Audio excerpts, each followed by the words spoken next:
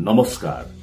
नयाँ उत्साह, नयाँ उमंग र नयाँ आशाहरूको साथमा नयाँ वर्ष 2082 साल तपाईको जीवनमा स्वास्थ्य, समृद्धि र सफलता लिएर आओस् भन्ने शुभकामना व्यक्त गर्न चाहन्छु।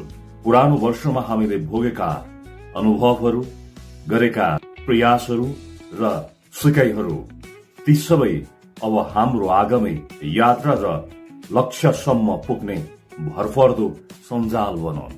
यो नयाँ वर्ष तपाईको परिवार र सम्पूर्ण नेपाली दाजुभाइ तथा दिदीबहिनीहरूका लागि शान्तिपूर्ण, प्रेरणादायक र उपलब्धिपूर्ण बनोस्।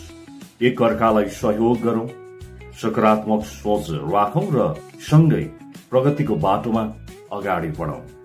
नयाँ वर्ष 2082 सालको पावन अवसरमा सम्पूर्णमा हार्दिक मंगल